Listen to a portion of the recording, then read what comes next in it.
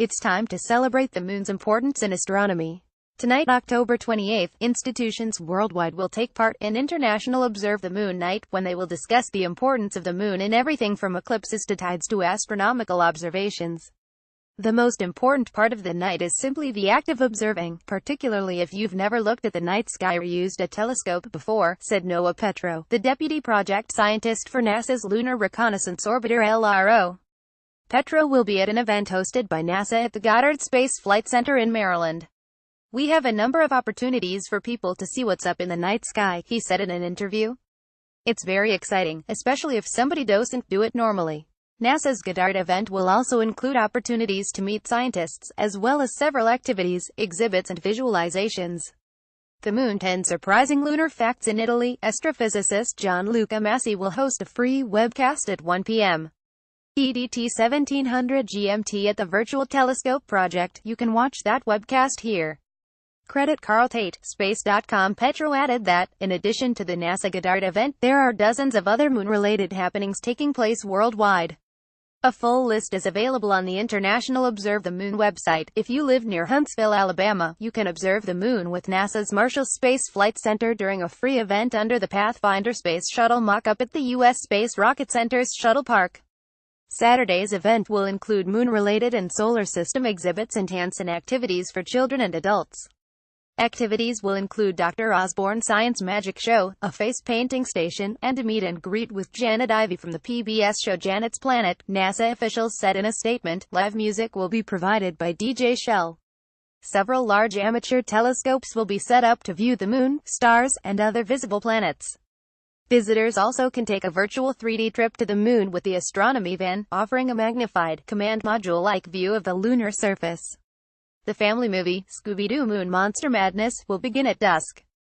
Many of this year's events will focus on the role of the moon in solar and lunar eclipses. A solar eclipse happens when the moon passes in between Earth and the sun. As seen from Earth, a lunar eclipse occurs when Earth passes in between the sun and the moon. Millions of spectators across the United States saw a spectacular total solar eclipse on August 21. A total lunar eclipse will be visible on January 31, 2018, in parts of the United States, northeastern Europe, Russia, Asia, the Indian Ocean, the Pacific and Australia, according to timeanddate.com. The moon is so large and bright in our night sky that you can look at it with no equipment at all. On October 28, it will be just past the first quarter phase and will appear half illuminated in the sky. We'll be able to see the moon clearly after sunset. It will set early in the morning, allowing kids to get a great view of the moon before bedtime. With binoculars or a small telescope, you can explore the craters and other features on the right-hand side of the moon which may appear upside down in some telescopes. You will see Maria dark plains, deep craters and rays of material ejected from ancient asteroid collisions. Our How to Observe the Moon infographic guide includes some key features to look for. You can also download a free map of the moon from NASA here, which labels the craters and other features that will be visible on the lunar surface. Saturday, experienced skywatchers recommend that you look along the terminator, or the line between day and night. This is where shadows really show off craters and cast light onto mountain ranges. Feel free to make some sketches or take digital pictures using our How to Photograph the Moon guide here. Because the moon is only half full, you will still get a good view of other objects in the night sky. Below are some of the prominent objects visible in the northern hemisphere on Saturday, October 28.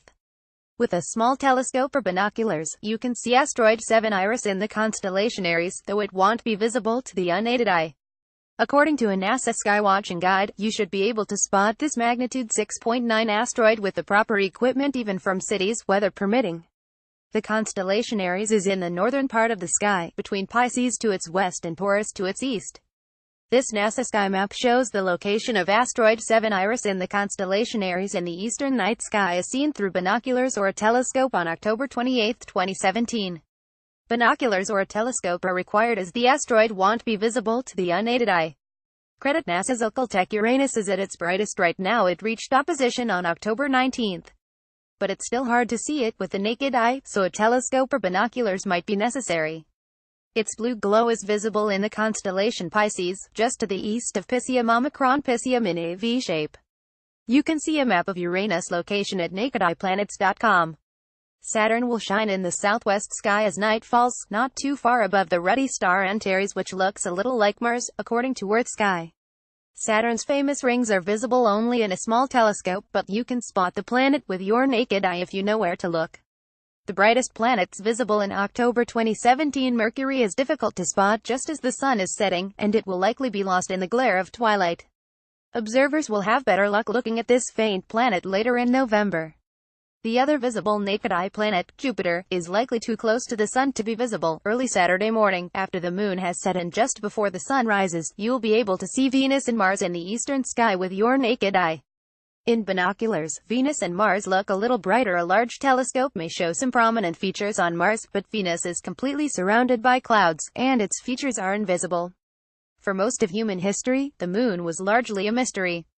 It spawned awe and fear, and to this day is the source of myth and legend. But today we know a lot about our favorite natural satellite. The U0 of 10 questions complete Moon Master, an easy quiz for lunatics. 0 of questions complete supermoon. Not only is it the biggest full moon of the year, it's super cool. Full moons, they come around every month and light up the night. Lunar eclipses, there's nothing more spectacular than a blood red moon in Earth's shadow. Blue moon, they're rare and amazing, if not actually blue. Solar eclipses, the moon has the power to block out the sun. Get results. Share this. Although humanity has observed the moon ever since we knew to look at the night sky millennia ago, our understanding of Earth's close neighbor continues to evolve. NASA's Lunar Reconnaissance Orbiter has spent about 8 years orbiting the moon, taking pictures of its surface and analyzing its features. Maps using LRO that are freely available online, allowing amateur astronomers to get a very high-resolution look at the surface. Petro said one of LRO's current focuses is to look at surface change.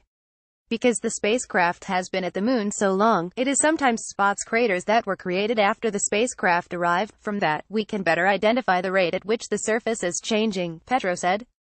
First, we've been able to do that on the moon, but we can take that understanding for the moon and apply that elsewhere in the solar system. Craters are common on objects such as Mercury, asteroids, airless moons, moons without appreciable atmospheres, and even Mars, which has a thin atmosphere that blocks some meteors from reaching the surface. LRO is also tracking the position of volatiles, light elements, on the moon's surface, including hydrogen. Hydrogen is considered a strong indicator of water ice. Petro said the team is interested in learning how volatiles vary over time, and they hope LRO can reveal more information about that. NASA last sent humans to the moon between 1969 and 1972, during the Apollo lunar landing missions. The agency is discussing a deep space gateway space station that could operate near the moon, as a launching point for Mars missions. Petro said LRO is also scouting landing sites on the surface for future robotic and crewed missions. Editor's note: if you snap a great photo of the moon or any other night sky site you'd like to share with Space.com and our news partners for a story or image gallery, send images and comments into spacaphotos@space.com. Follow us at Space.com, Facebook and Google. Original article on Space.com.